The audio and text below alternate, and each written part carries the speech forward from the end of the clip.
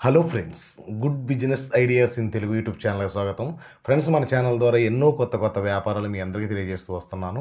ఎప్పట్లాగే ఈరోజు కూడా సరికొత్త వ్యాపార సమాచారాన్ని తెలియజేయబోతున్నాను. ఫ్రెండ్స్, మీరు ఒక్కసారి నేను చెప్పింది ఖచ్చితంగా మళ్ళీ ఒకసారి చెప్తున్నాను అనుకోకండి. ఖచ్చితంగా మీరు వ్యాపారాన్ని ప్రారంభించే ముందే ఏ వ్యాపారం నాకు సూటబుల్ అవుతుంది అనేది ఖచ్చితంగా ఆలోచించి తెలుసుకున్న తర్వాతనే ప్రారంభించండి. కొంతమందికి కొన్ని వ్యాపారాలు సూటబుల్ కావు. అలాగని అట్లాంటివి ప్రారంభిస్తే మనం నష్టపోవాల్సిన అవసరం ఉంటుంది కాబట్టి, ఎప్పుడూ ఆ విధంగా చేయకుండా ఒక వ్యాపారం మీరు ప్రారంభించే ముందు దాని గురించి పూర్తిగా తెలుసుకున్నప్పుడే మీరు ఖచ్చితంగా మీకు అది సూటబులో కాదో తెలుస్తుంది. ఈరోజు నేను నూనెలకు సంబంధించిన వ్యాపారాన్ని తెలియజేస్తాను. ఈ ఆయిల్స్ హోల్సేల్‌గా ఎలా కొనాలి? ఎంత ఆదాయం ఉంటుంది? ఏ విధంగా అమ్మాలో మాట్లాడుకుందాం. వీడియో అయితే అందరూ చూస్తున్నారు ఫ్రెండ్స్. లైక్ చేయడం మర్చిపోతున్నారు. చూస్తున్న ప్రతి వ్యక్తిని నేను అడుగుతున్నాను ఫ్రెండ్స్, మీరు లైక్ చేయండి. మీరు లైక్ చేయడం నన్ను ఎంకరేజ్ చేసినట్టుగా భావించి ఎన్నో వ్యాపారాలను మీ అందరికీ తెలియజెప్పే ప్రయత్నం చేస్తాను. ఫ్రెండ్స్, ఈరోజు ఆయిల్ వ్యాపారం అనేది చాలా అద్భుతమైన వ్యాపారం. ఎక్కువ టర్నోవర్ జరిగే వ్యాపారం. ఆదాయం తక్కువగానే ఉంటుంది, కానీ టర్నోవర్ మీద ఆదాయం వస్తుంది. ఒక రోజు యావరేజ్‌న తక్కువలో తక్కువగా 5,000 పైన ఆదాయం ఉంటుంది. అంటే మామూలు షాపులు సింపుల్‌గా నడిపినా కూడా ఒక రోజు 3,000 నుంచి 5,000 వస్తుంది. ఇక కొంచెం మీరు పెద్దగా గాని వ్యాపారం చేయదలుచుకుంటే 5,000కి పైగా ఆదాయం ఉంది. ఈ నూనె వ్యాపారం చేసే వ్యక్తులు ఒక రోజుకు 10,000 నుంచి 30,000 వరకు కూడా సంపాదించే వ్యక్తులున్నారు. ఈ ఆయిల్ వ్యాపారానికి అంత డిమాండ్ ఉంటుంది. కాకపోతే ఇన్వెస్ట్‌మెంట్ కొంచెం ఎక్కువగా ఉంటుంది ఫ్రెండ్స్. ఈరోజు ఆయిల్ అంటే మనకు తెలుసు.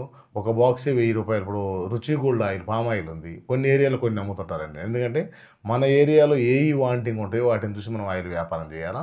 ఒక ఏరియాలో కొన్ని ఒక్కొక్కటి అమ్ముతుంటారు. కొన్ని ఏరియాలో కొన్ని అమ్ముతుంటారు. వీటిను ఇన్వెస్ట్‌మెంట్ కూడా ఎక్కువగా ఉంటుంది. ఎందుకంటే మనకు సేల్స్ ఎక్కువగా ఉన్న ఆయిల్స్‌ని మనం కొనుక్కోవాల్సి ఉంటుంది. సేల్స్ తక్కువగా ఉండేవి కొంచెం తక్కువ పెట్టుకోవాలి. కానీ అన్ని రకాల ఆయిల్స్, వేరుశనగ నూనె, పామ్ ఆయిలు, అలాగే ఏయైతే మార్కెట్‌లో రన్ అవుతున్నాయో నువ్వుల నూనె, ఇట్లా అన్నీ రన్ అవుతుంటాయి. వాటికి సంబంధించి ఇప్పుడు సన్‌ఫ్లవర్ ఆయిల్ అని మనం మార్కెట్‌లో చూస్తూ ఉంటాము. వీటికి సంబంధించినవి ఏందంటే మనము స్టాక్ పెట్టుకోవాలి. కానీ ఎక్కువ సేల్స్ అయ్యే వాటిని మనం ఎక్కువ స్టాక్ పెట్టుకోవాలి. ఇన్వెస్ట్‌మెంట్ ఎక్కువ అవుతుంది. రీజనబుల్ రేట్ల ఆదాయానికి చేయండి. ఒక కస్టమర్ మనం గుర్తుండాలి మనకంటే. ఈ ఆయిల్ వ్యాపారము మీరు పెద్దగా పబ్లిసిటీ చేయాల్సిన అవసరం లేదు. ఒక కస్టమర్ వస్తే అతనికి మీరు ఒక ఆయిల్ ఒక డబ్బా అంటే ఒక 10 ప్యాకెట్లు ఉంటాయి ఒక బాక్స్‌లో. ఆ బాక్స్ తీసుకుంటే బయట రూ. 1000కి అమ్ముతుంటే మీరు 950కి గాని ఇవ్వగలిగితే అతను ఇంక జీవితంలో ఒకసారి తీసుకుంటే మర్చిపోడు. ఎందుకంటే అతను ఏదో షాప్ నడిపే వ్యక్తి అంటాడు. 10 ప్యాకెట్లు ఒక 2 రోజులకి అయిపోతాయి. మళ్ళా నీ దగ్గరికొస్తాడు. అతను ఇంకో కొట్టుకు కూడా పోయే ప్రయత్నం చేయడు. ఎందుకంటే చాలా రీజనబుల్ రేట్ కూడా పెరిగినప్పుడు మనం పెంచి తీసుకున్నా కూడా అతను ఏమనుకోడు. ఎందుకంటే వీళ్ళు ఇవ్వడమే చాలా రీజనబుల్‌గా ఇస్తారనే భావన ఉంటుంది. ఉదాహరణకు మనం మాట్లాడుకుంటే ఒక ఆయిల్ ప్యాకెటు రూ. 94 పడిందనుకుందాం. మార్కెట్‌లో 100 నుంచి పైన అమ్ముతూ ఉంటారు. 102, 105 అని పైన అమ్ముతుంటారు. మీరు రూ. 94 పడితే ఒక రూ. 3 ఆదాయం వేసుకొని 97కి గాని మీరు ఇవ్వగలిగితే మార్కెట్‌లో ఒక మిమ్మల్ని కొట్టినోళ్ళు ఎవరు ఉండరు. ఎక్కడెక్కడ వ్యక్తులు మొత్తం మీ దగ్గరికే వస్తారు. టర్నోవర్ కూడా విపరీతమైన టర్నోవర్ అవుతుంది. మీరు తీసుకొచ్చింది అయిపోతుంటాయి. కాకపోతే ఏందంటే ఈ ఆయిల్ వ్యాపారం చేయాలంటే లైసెన్స్ ఉండాలి. దానికి తగ్గ లైసెన్స్ మీరు మీ ఊర్లో ఉన్న చార్టర్డ్ అకౌంట్‌తో మాట్లాడండి. వారు మీకు రికమెండేషన్ చేస్తారు. పలానా లైసెన్స్ తీసుకోమని. అవి ఖచ్చితంగా ఉండాలి కాబట్టి. ఎందుకంటే టర్నోవర్ ఎక్కువగా ఉంటుంది. మనము చేసే వ్యాపారం పెద్ద వ్యాపారం కాబట్టి ఖచ్చితంగా లైసెన్స్‌లు ఉండాలి. ఏమేమి లైసెన్స్ కావాలో వాళ్ళని అడగండి, వాళ్ళు చెప్తారు. ఇక వ్యాపార విషయానికొస్తే ఈ వ్యాపారం మీరు ఏదైనా గాని ఒక మండల కేంద్రంలో ప్రారంభించండి. హోల్‌సేల్‌గా కొని రిటైల్‌గా విక్రయించడం. అలాగే హోల్‌సేల్‌గా విక్రయించడం.